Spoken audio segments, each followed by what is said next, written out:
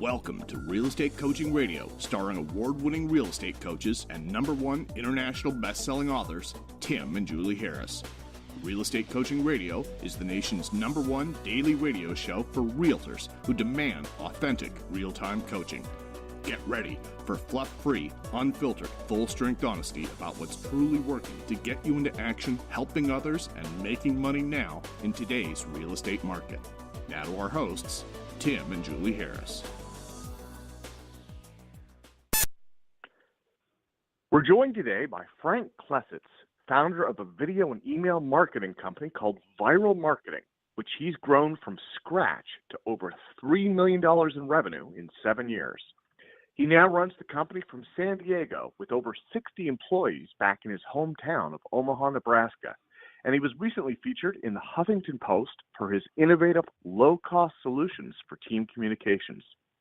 Frank joins us today to discuss his marketing and leadership experience, especially how businesses can use video to increase engagement and sales in today's competitive marketplace. Let's welcome Frank to the call as we join our host, Tim Harris.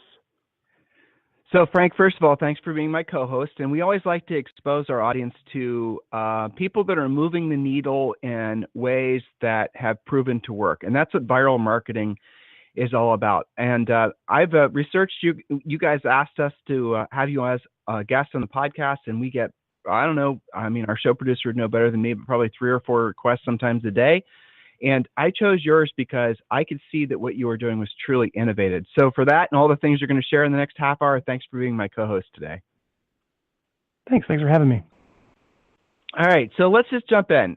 What does Vyral Marketing do? And we better, first of all, tell them the URL. It's getvyral.com, getvyral.com. So what does Vyral Marketing do? Well, out of college, I was looking to go into real estate, and I attended a class, and they basically said, look, there's 3 things you got to do to get listings. And this is back in 2007, before things got really shiny object with all these different ways to get leads with online stuff. They basically said, look, go pick a farm of town, has a good turnover rate in a convenient area, and you need to go meet homeowners. You need to go, prospect, door knock, go to events, but you need to have some strategy, pick your form of rejection that you can handle, essentially, because it's a direct sales business, and go meet homeowners in a target market or a farm of a turnover area. The reality is when you go out and you tell people you're a real estate agent and whatnot, most people aren't looking to sell their home at that very moment. I think we can all agree. So the goal is to go meet these homeowners and get permission to stay in touch in some way, to communicate with them. And what I was taught is the amount of times you need to communicate with your database, your list, which could not just be homeowners, but it could also be your past clients if you've been selling real estate for a few years, or even your centers of influence that may be able to refer you outside of your farm. You need to stay in touch with them a lot more than what people usually assume. And I was taught, you got to touch your database 33 times a year. Now it's like 36 times a year. And I've seen these really top selling agents, many who have been on your podcast, talk about, I have a 60 touch plan, a year, which is like, to the untrained person, for someone out of college who's never done this, or someone new to real estate, that seems like absurd. It's some absurd level of numbers away that you have to be in front of people. So I understood like the prospecting, and I got go meet homeowners. That was the business I was getting in. But what I didn't understand was, what do I send people to stay in touch? What do I send people, to position myself, this kid at the time, as somebody who could, list their home and sell it and get a pretty sizable commission? And no one really had an answer. It was basically send out junk mail, or send out someone else's canned newsletter content, or slap your photo on something, and here's kind of more or less this dumb excuse to get in front of someone. And I was like, that's not really going to convince somebody to like hire me and pay me, arguably 6% on a listing, I thought. And I was like, and plus I didn't have any money. So I didn't really have any money to send direct mail or what they wanted to do. So I had this idea. The flip camera at the time was around, if you guys remember the flip cam, and basically had one button on it, start, stop. Yep. And it was a pretty big deal at the time. It was really easy to take video. This is before video was on, cell phones so nice. And I bought one. And I figured, look, I'm just going to record 2 quick educational video tips, some real estate Q&A. and I'm going to answer it in some 2-3 minute video. Or maybe I could tell stories, or I can like maybe go interview members of the community. You know, I was going to think of myself in many respects as a journalist about what's going on in real estate in the area. And I would publish 2 quick videos a month. And the goal was to, you know, get people to follow me on Facebook, get their email address, and I would publish these videos out to my database online. I was like, man, this is great. This is free. Now, it's not. It takes a lot of time. So there's a cost to everything. But essentially at the time, I was like, I don't have to write a check for this because I had time. I had no business. Okay. So that was the idea. Now, basically what happened was, as I was getting my real estate license, I started doing this for an agent whose team I was going to join. She's been selling real estate for some 20 years, I think. And I asked her, hey, what are you doing to stay in touch with your database? I'm going to these classes, and, you know, what are you sending out? And she says, nothing. I'm like, what? You know, I was told you're supposed to send something out. So basically what I did is, as I was taking my classes, I had this idea of this 2 video a month system of communicating.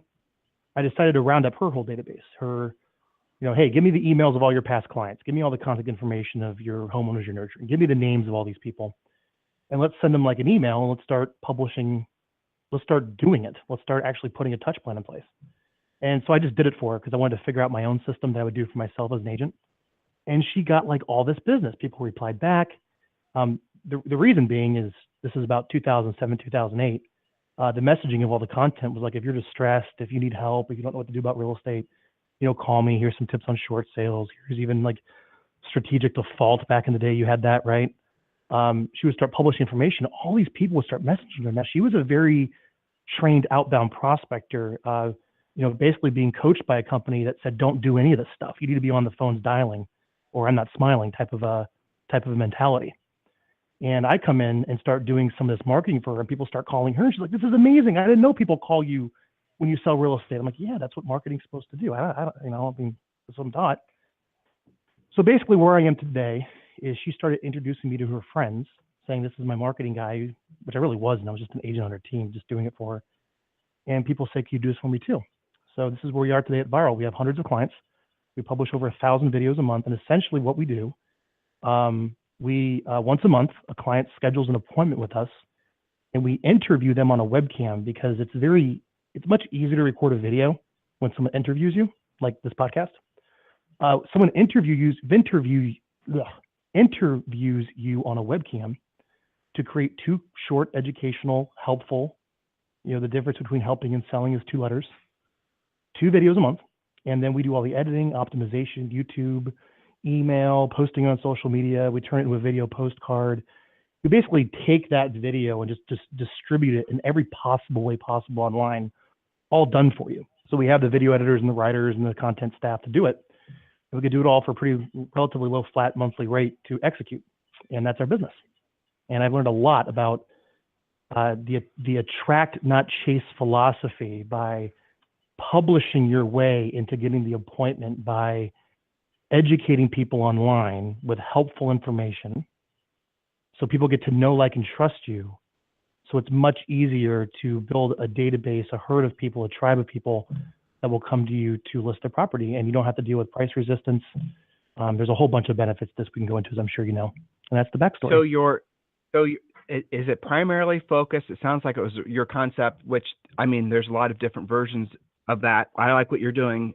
I think probably the novelty, or the reason that you're successful, if I might say this, is because you've created a solution so that every agent thinks they're super busy, right? So every super busy agent will basically be able to essentially have one solution to solve the problem, which is brilliant. And the convenience is what you bring to it. So someone doesn't have to individually, you know, take the time to try to figure out how to do all the video content and loading it here and loading it there. I mean, it's a huge time savings. I definitely see the value of that. So two questions. First of all, it sounds like this was originally designed, or conceptually it was designed to work your centers of influence and past clients list. And now I'm hearing you say that some of your users are trying to use it to expand their actual, you know, they're using essentially a digital farm. Did I hear you correctly? Yes, 100%. So I would say originally, so someone that has the money to afford us, you know, when you're looking to hire an agency or a marketing firm to do this, you know, you're probably doing some deals. I would argue you should do it before you even do your first deal.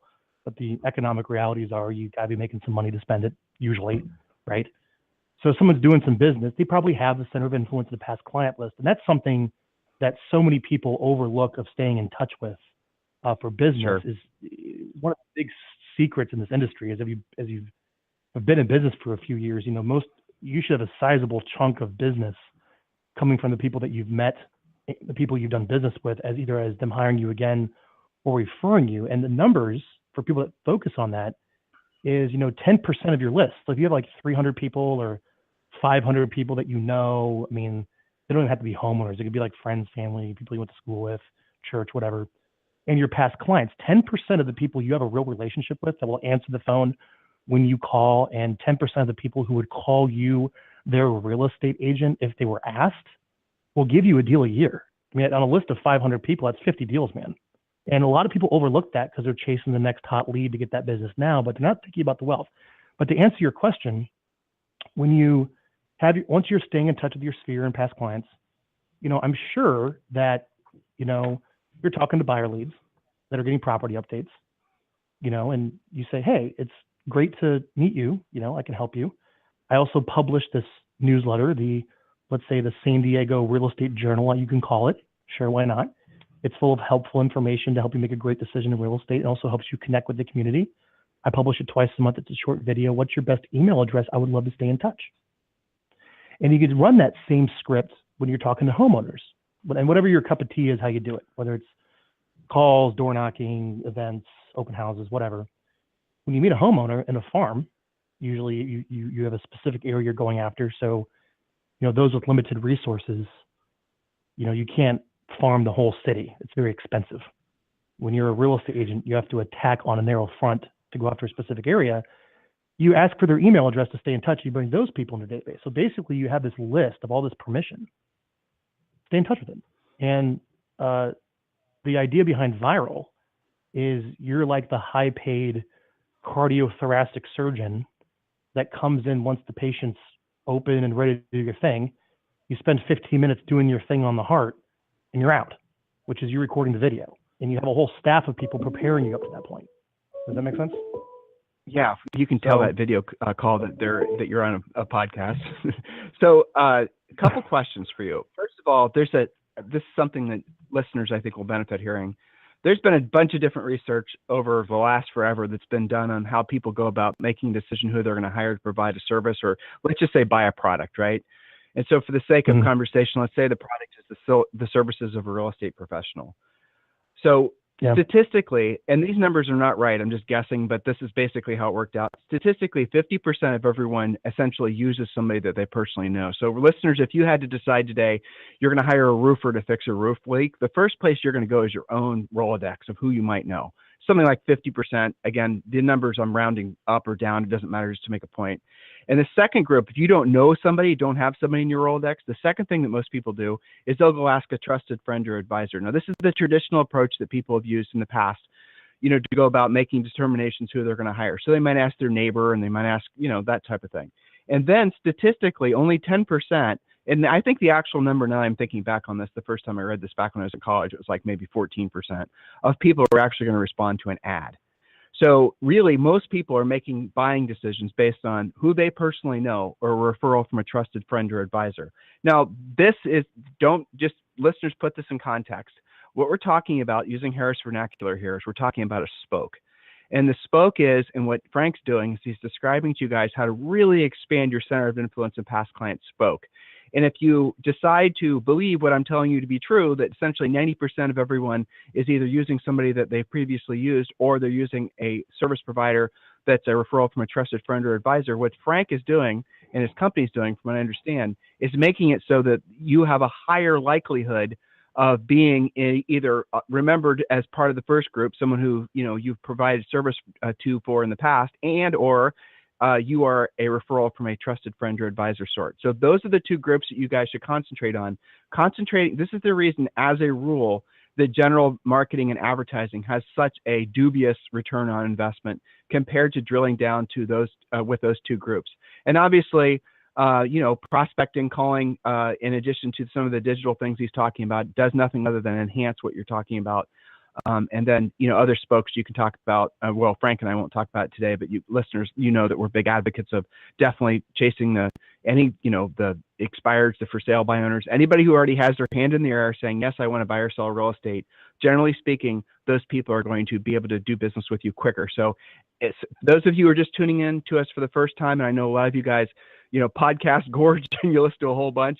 What we're focusing on is how to enhance what probably most of you are really lame at, which is your centers of influence and past client marketing. And this applies to all business owners, Frank. I mean, we have 120, I didn't look today, 26,000 listeners yesterday on a regular basis. And most of them are real estate people, but a lot of them are just general, business owners, entrepreneurs. And this concept applies to all of them, correct? Oh, absolutely. I would say this applies to the entrepreneur in professional services. So the type of real estate agent who will get themselves on camera and basically send a video to everyone they know is a very entrepreneurial individual, in my opinion. So the same concept applies not lazy. to a chiropractor or a recruiter. Yep. Yeah, I agree. Well, you're open to new ideas. Can we talk about the video? Sure. Can we talk about the video? Yeah, sure. So that's what I promise you. I'm guessing that is the biggest concern. Most agents will get your concept right away, love it, no problems with it whatsoever. And next thing, you probably start seeing beads of sweat form on their foreheads as they're having to think about doing some sort of production quality video. So can you walk them through how you guys help them do that and what exactly is, what that process is? 100%. I'll cover three things really quick. I want to cover the mindset. I want to cover the topics, and let's cover a little bit about how to shoot one that looks really good for really cheap. When it comes to mindset, basically what I challenge our listeners to do is if they are hungry and they want to grow and they want to make more money, you have to do the things that people that make a lot of money do, right? So you write down your income. I want to make 50,000. I want to make 100,000. I want to make 500,000. I want to make $1 million, right?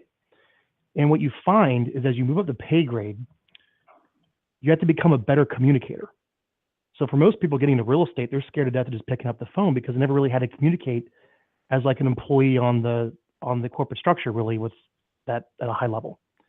So now you get into real estate and now you have to go out and kind of sell yourself, which is a whole level of communication. And then you're like, man, maybe I should hold a workshop where you go from one-to-one communication to one-to-many where you speak in a small group, or maybe you have to lead your team in a team training, and that scares you, right? Anyways, the point is you start moving up the communication ladder to really using media to communicate, which is radio, print, TV, whatever, where you're talking to one to many, many, many, many, many, as opposed to one-to-one. So I challenge anybody who wants to get better and wants to earn more is you have to become a better communicator. Now, what do people that make good money and do well is they communicate. And one of those ways is by getting on video and communicating. It's really a personal growth challenge. So let's say you're up for that challenge. You're like, you know what? I want to make a lot of money. I want to be very successful. People that are successful make a lot of money are great communicators. I have to get over my fear, and that's going to challenge me to get on video and do well. Next is you have to think about what to say. What do I even talk about in these videos? Well, let me give you a couple ideas. First is you always want to create content that there's existing demand for. You just don't want to create content for the sake of you think it's good, and then nobody wants it. You always want, it's kind of like never start a business unless someone asks you, or else, so you actually know there's a market. So what I'm getting at is when you're on the phones or you're out and about talking to people about real estate, you do become more vigilant and more aware of the questions people are asking you.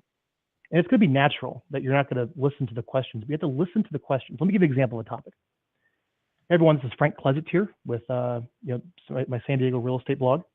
And I was out with a buyer the other day in a very hyper-competitive market of San Diego. Like a home gets on the market here and basically sells in 5 minutes with like 20 offers. And the buyer asked me, how do I get preferential treatment when I submit my offer? And more specifically, should I write a personal letter to the seller? And this is a very interesting question I got from one of my clients. And I wanted to share the answer with you today, but I also share with one of my clients. And here's my answer and my thoughts on if it's appropriate or not and how to use a personal letter submitted with your offer. How great is that? Right? Yeah, no, I'm listening. So you have me on my, yeah, but let's hear it, Frank. Spill the beans. So what did you tell him to say? Because that is a very common question. Literally even in the Midwest right now, as I'm sure you're very well aware, lack of inventory or the perceived everyone lack would probably of know the answer. I baited you well, didn't I? Right. Well, here's the deal. Well, the let's answer can see. be really whatever you want. I'm just. Oh, but that's a letdown. As far as the answer is concerned, well, I know you'd love to know the answer, but here's the deal: you have to kind of come up with the answer of what you want, and you can go online. And I promise you, this has already been answered before by somebody. So do a little research. Well, you come up with your official message, and that's what you share in the video. Let's take a step back. You said something that was kind of genius there, and I hope the listeners were listening. Guys, I don't know if he's still on the radio or not, but there's a guy named Bruce Williams I used to listen to all the time. This was back when, forever ago, decades probably. And he had a caller it was an AM business guy, and he had somebody call in and ask him a question about what business they should get started in. Very entrepreneurial. They inherited some money, if I remember correctly, so they had some startup capital. And he, on the radio, Bruce said, "Go get your yellow pages." And the guy, you could hear, was shuffling around. This is back before the internet, so you listen to AM radio. And he said, "I want you to flip through the yellow pages, and I want you to tell me, using just the yellow pages, what business you think you should get into just by using the yellow pages as your research tool." So this guy took a little bit longer than Bruce wanted to wait. So he ended up saying, "So what are you looking for?" And he goes, "I'm looking for the section that has the least amount of competing businesses." And Bruce said, "That's the wrong answer." This is what you just said too. Bruce said, "You need to go to where there's the most number of businesses, because that's where there's a proven market." And you're right. You need to basically be disseminating information through your videos that you already know people want, because then there's a higher probability of you actually getting a conversation started offline with them, because you provided something that was useful to them. You were actually helpful to them. That's what I heard you just say. So what other, I'm just curious for folks that want to jump. Well, we have a lot of people that are very, successful and proactive, and they're going to be looking for more concepts, and maybe they don't want to take the time to research. What are the other popular topics? Because you guys send these videos, and what people are opening and listening. I'll give you two more. So the first one is just be more vigilant of the existing demand of paying customers what they ask you. You can't get any better than that, because you can tell the story behind the question, and it positions you as this expert of hey, here's this client of mine, I had this expertise, here's what I answered. That's step number one. Step number two, another option for some ideas, a memory jogger, is there's no lack of companies publishing information online. And the reality is, let's all be real, what you publish has probably already been said by somebody else, but that's not the point. The point is that you say it for your audience and people get to know you in the video. So you can go on HGTV's YouTube channel. You can go on HowStuffWorks.YouTube channel. You could literally go to any YouTube channel that has anything to do with real estate. And then if you sort the videos by most views, you will literally see which topics had the most demand for the topic. And at the very top of those videos, you'll see these are the most popular topics from someone else who's publishing information in my space. Use those topics. There you go. You could also go to Google Trends. Trends.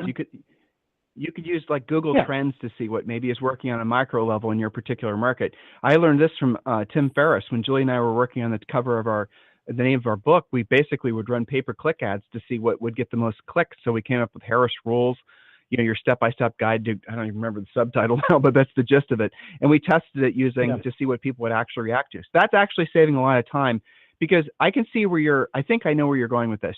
You want people to have success right away creating these videos, obviously. And the best way to do that is just walk in disseminate information that people already want. But let's talk about the meat and potatoes of making these videos, because isn't that really, I have to think in your business working with new clients, isn't that the biggest obstacle to making the first couple videos? They're nervous about that. How do you get them to move past that feeling?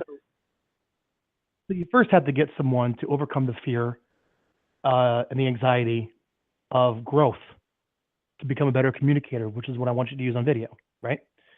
Second, you got to give them something to say and outline something. So okay, I could talk about that. So there's some confidence there about a topic. We discussed some of those ideas. Now it comes down to actually recording the video. Now, what most people tend to do is they'll go out and they get freaked out by just sitting in front of a camera by themselves and having to look in the lens and speak. And that is very hard. I don't think anyone naturally likes the idea of setting up some camera by yourself, pressing record, and just talking to a lens. It's very weird. You have to get used to that. Now, the easiest way to reduce your anxiety, to make it easy to record a video, is for somebody to ask you questions like you're asking me, where it's just basically a recorded conversation in many respects. So having That's someone a great idea. interview you to record the video makes it so much easier. So here's what we do.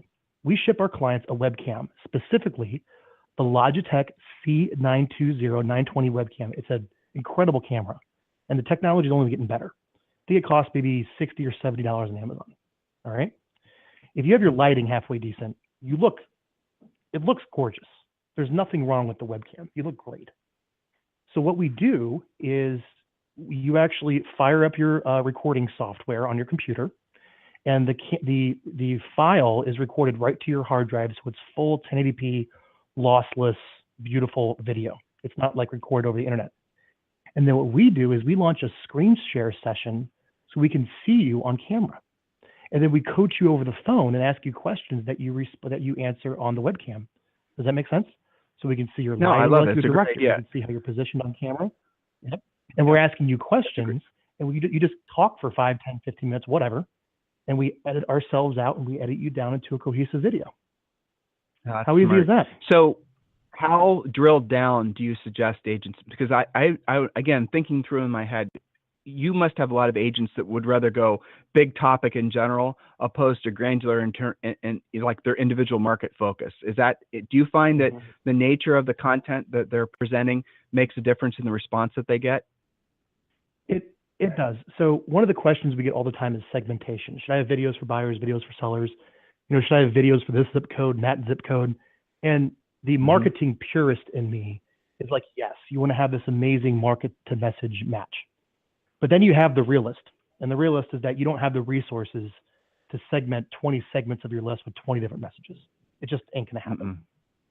So what we recommend is like this fail-safe, basic bottom layer long-term nurture campaign. That's what this would technically be called, a long-term nurture campaign of 2 general interest videos going to everyone you ever met ever out.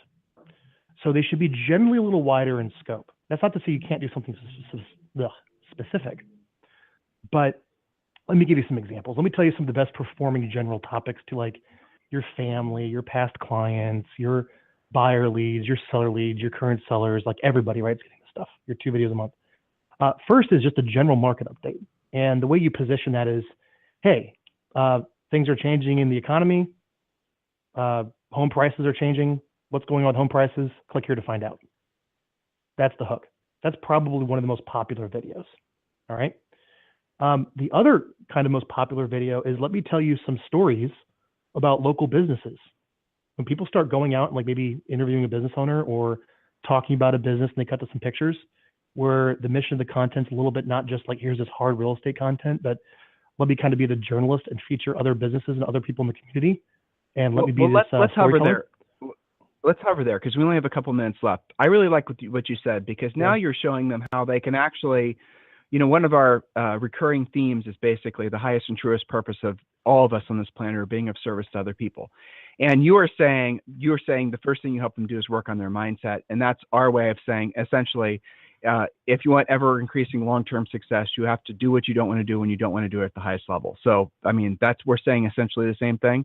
Now, you just said something that kind of brings them both together, which is great.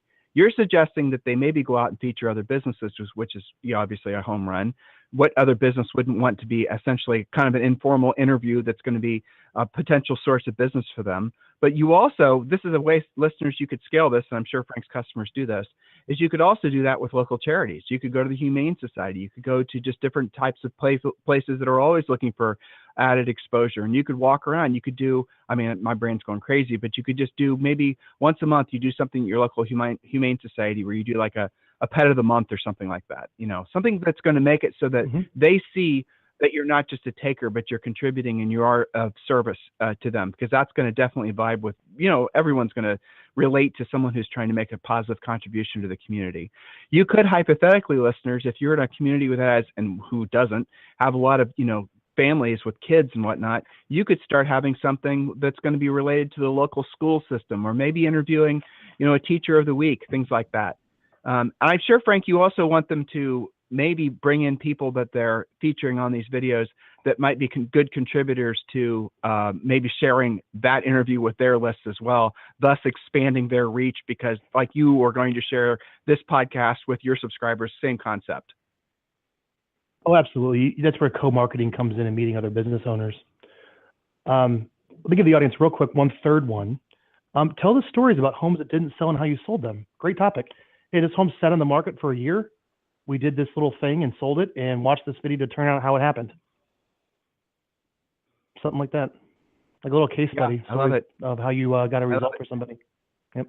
So in the remaining time, you give them the URL, how they can get in contact with you. Can you give them a basic idea of what your entry-level pricing costs, just so absolutely. they can be a little bit more motivated? Because I think they're going to be surprised that you're really, I'm on your website now, and it's really not that expensive.